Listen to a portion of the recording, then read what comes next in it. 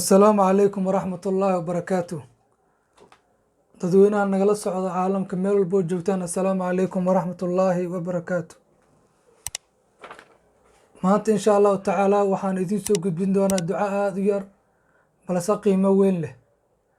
waxaanse kaa rajeynaa insha allahu tacaala inaad ducadan sheegareyso, waayo waa ducada shaydaan ka ilmeysiisay, waa ducada shaydaan ka xanaajisay. qof kastoo mu'mina markuu ku duceystahay uu gariirayo oo aada u baqay weeyaan. caalimkii weynaa imaam al-Ghazali raximahullah wuxuu kitaabkiisii ahyaa culuumuddiin kusoo guriyey qiso cajiibe.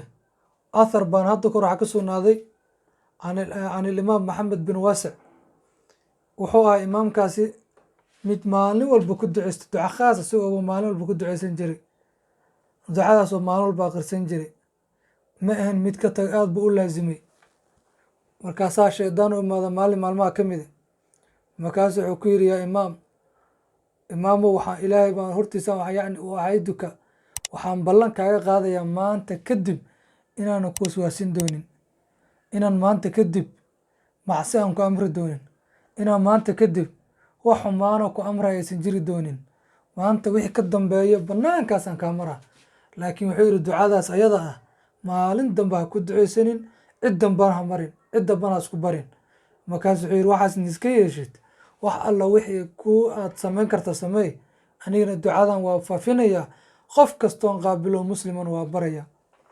shaydaankii aada buu u murgay, talow ducadaasi maxay tahay? waatan ducada aan soo wadnay insha allahu tacaala.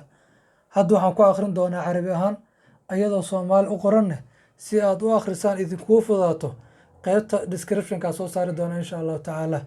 qofkii aan carabiga akhrin karin soomaali ahaan aana ugu soo qoraya, halkaasaa laga akhrisa insha allahu tacaala.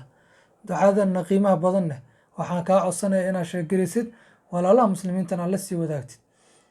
ducadan waxay tahay: اللهم إنك سلطت علينا عدوا عليما بعيوبنا يرانا هو وقبيله من حيث لا نراهم، اللهم آيسه منا كما آيسته من رحمتك، وقنطه منا كما قنطته من عفوك، وباعد بيننا وبينه كما باعدت بينه وبين رحمتك وجنتك. ilaahay waxaa weydiisanayna subxaanahu watacaala inuu shartiisa naga kaafiyo, walaalaha muslimiintana sii sheegareeyaan qisadan ducadan qiimaha badan. asalaamu calaykum.